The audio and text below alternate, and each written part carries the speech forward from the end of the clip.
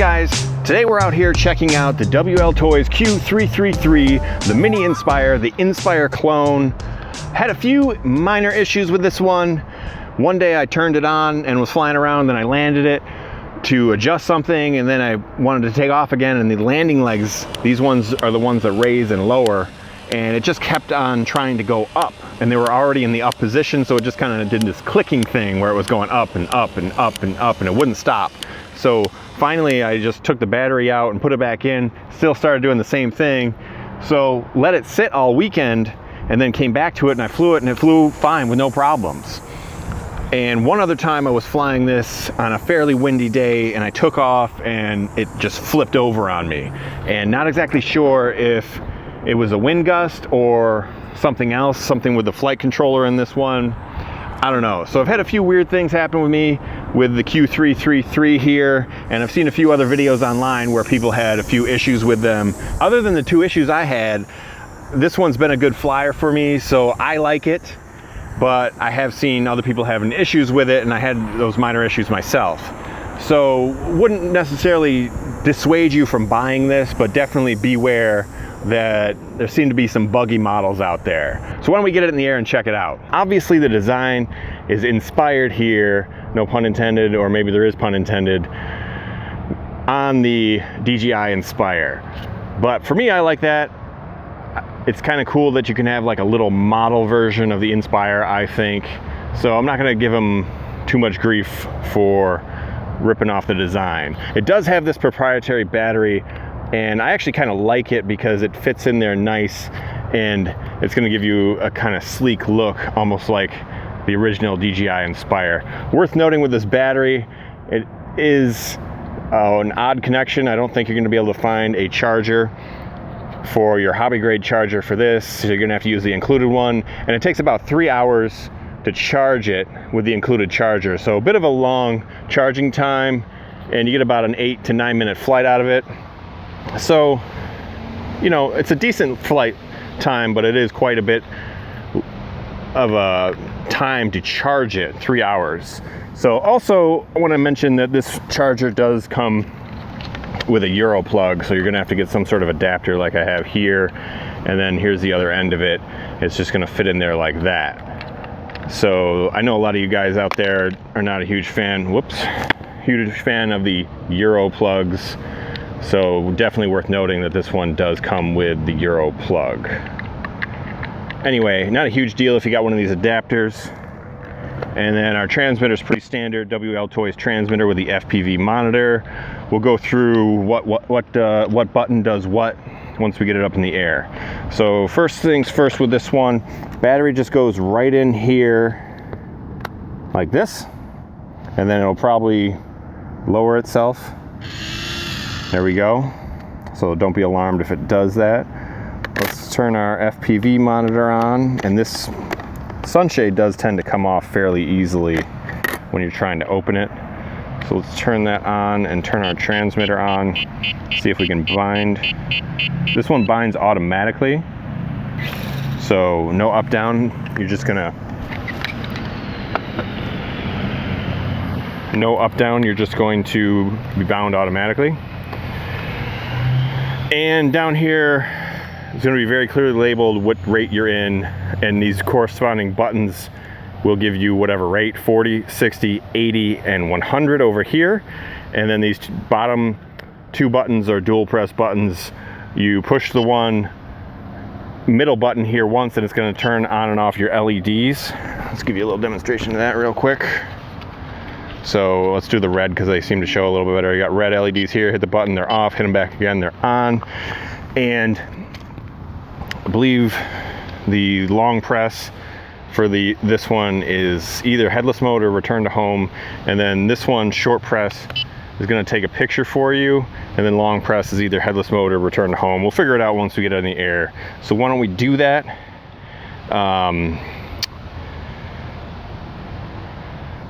Actually, no. Long press, short press here is video, or is it picture? I can't remember. Isn't that terrible? Or is that video? Oh, okay, upper left is video. So a little bit different on this transmitter. I fly so many of these things that I get confused myself. So anyway, we're in 40%. We got a bit of a wind. Let's hit it to 60 right away. And let's go up in the air. And right off the bat, let's do the big trick with this one. Let's turn it around towards us here. And we'll hit the button. This upper right button here is going to adjust the landing legs. Let me turn my LEDs back on, actually. I like having those on. So this is the upper position of the landing legs right here. We'll hit it again, and it'll go to middle.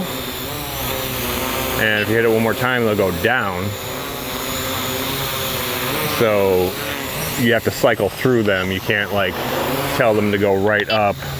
So I'm gonna go up here, and we are flying around nicely. Do have a bit of a breeze today, so it seems to be blowing around a little bit in the breeze. Had a few weird things happen to me with this one, where the landing legs got stuck in that upward motion there, wanting to go up, and they just kept trying to go up even though they were already in the up position. And one day I took off and it just kind of flipped over out of nowhere. I don't know if it caught a gust of wind or something weird happened there, but other than those two weird little things that happened, I really like this one. I've had decent luck with it. Seems to have okay range. I'm pretty far up there here, and we got a decent wind out today, and it seems to be fighting it okay. So that's definitely a plus. But I did have that one issue on the windy day where it seemed to flip over, and I'm not sure if it was a wind issue or if it was just something weird happened. But like I said, I've had some pretty good range with this one. Does fly a little heavy. It is a big quadcopter, so it can be susceptible to that vortex ring state. So obviously be careful of that. And it flies pretty smooth. Definitely like the way it flies. Wish it had a wider angle lens on it. If it had a lens like the WLToys Q333, this one would be a really nice flyer. I mean, you get okay video. This one flies pretty stable, but with those narrow lenses, you never get you always get a little bit of shake in your video. It's never super stable. So I wish they really would go with these wide angle lenses on these quadcopters, but I'm sure these narrow angle ones are just a little bit cheaper. And that's probably why they're doing that, because everybody's trying to, you know, make a profit and save a few bucks here. Getting a little high. Let's come back in. As I said, it is fairly windy out today, and this one flies a little bit heavy. Get a nice shot of the pool here. We back up a little bit. We'll shoot the pool here. There's the pool. And the FPV transmission is really good on this one. Getting a pretty, oh, as soon as I say that, it's starting to cut out a little bit, but you guys probably can't see that out of my hat cam. So I'm a pretty big fan of this one, other than those two weird things that I had happen to me with the landing legs getting stuck and the one time it flipped. Never had a quad flip like that. Speaking of flips, this one does not do any sort of flips as far as, you know, 360-degree rolls or whatever. So that's kind of understandable though with this size quadcopter. This is a giant quad. It'd probably be ill-advised to flip it. But I really like the way, this is the 60% right here. So let's go to 80 and check out the pitch on 80. And this is where I think it would benefit from a wider angle lens, because, you know, when you get going fast like this, pretty much only going to get ground footage. So really wish it had the wider angle lens. We got a wind picking up here. Let's see how it does against this little gust. Seemed to do okay. We're a little bit sheltered by the tree line here. So definitely like this one. Let's bring it in. One other thing I wanted to demonstrate with you with this one is when you yaw it. Let's come over here, and if I give it some yaw, I don't know if you can kind of see those arms moving a little bit. And I'm not saying it's an issue, but it's a little unnerving when you see the arms just kind of move around when you're yawing it like that. I don't know if you guys can see that in the hat cam, but in person it's pretty easy to see. So we're on 80% here still. Let's go to 100. And 100 is this upper right hand button over here. So we're at 100% rate now. And it definitely gets nice and quick on the 100% rate. Yaw seems to increase. Let's do a little yaw test here real quick. So we're at 100%. Let's do our yaw. That's 100. Let's come back in and go to 80. Doesn't seem to be a whole lot of difference between 100 and 80. Let's try 60. See if there's a difference on 60. I'm not real seeing, now we're getting a wind coming at me on my back here. I'm not really seeing much of a difference. Maybe slightly slower on 60, and let's just go to 40 here and see what happens. Yeah, I think it's definitely a lot slower on 40 there. Yeah, it seems to be much slower on 40%. So let's go back to 100 here, and let me bring it out here and let me try some of these. I can't remember which one is which. I think this might be return to home. Or that's headless mode, I think. No, that was return to home, and it wanted to go right, I think. Let's try it again. Yeah, it seems to be bringing it right, and I'm not exactly sure what my bearing was when I took it off. I want to say I was pointed more this way. So I've tried that a few other times, and it didn't seem to work very well. And then let's long press this. Oh, we're getting quite a bit of wind here. Let's long press the bottom button. I think that brings us into headless mode. So yeah, it thinks I must have taken off that way because it's going that way on headless mode. And now we're back into normal. So headless mode seems to work fine. So I think this is the way it thinks that. So let's hit our return to home and it should fly backwards. Yep. So that's my headless mode bearing there. So pretty acrobatic little flyer. Actually, it's not little, it's very big. And you know, you're gonna be able to put this one in the air more days of the year than not because of the powerful motors this one has. Big powerful motors, and it seems to be able to fight the wind pretty good. So other than those two little issues that I had, I really like this one. You can kind of do a funnel.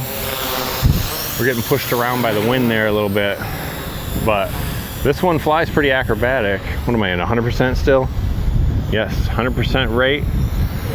And you know, this one's just a real nice flyer in my opinion. I've had good luck with it. I've seen people online have some issues with it, and I've definitely had a few issues with it myself, but overall I really like this one. I mean, it flies super stable, very precise. You get a nice long flight time out of it, and it flies very nice. Gets pretty quick in those upper rates, gets good range out of it. You get good range out of your FPV. Just try not to hit those trees over there. So I don't really have issue with it being a knockoff of the Inspire. I look at it more of like it's a model, kind of like you can get a model Mustang, or you could get the real thing. You could get the DJI Inspire, or if you don't have, you know, $2,000 or whatever they're charging for the Inspire these days, you can drop about 130 bucks and pick up one of these guys. And in the air, it's gonna look very similar to an Inspire, but once you get the card out of the quadcopter and check your video, you're gonna know real quick it's not. So now we're getting our LVC warning, so let's kill our video and land it. So there we go, and it tends to, I think if you don't have it all the way down, the landing legs all the way down, it'll put them down for you. So pretty quick LVC warning. I'm pretty sure it just sort of landed itself there. but I was in the process of landing it also. So be aware, the LVC warning kind of quick on this one. I do enjoy the Q333 from WLToys. Did have a few issues with it, so a bit of a buyer beware here, but hopefully it works out for you guys like it's worked out for me with this one. There you have it, the WLToys Q333, the Mini Inspire. And I got this one on LiveTake.com. I'll have a link in the description. There's a bunch of other places where you can buy it if you're interested. Hope you guys enjoyed this video. If you did, be sure to leave me a thumbs up. If I missed anything with the Q33 here or anything else, hit me up in the comments below. Hope you guys are subscribed. And until the next video, happy flying and try not to crash and burn.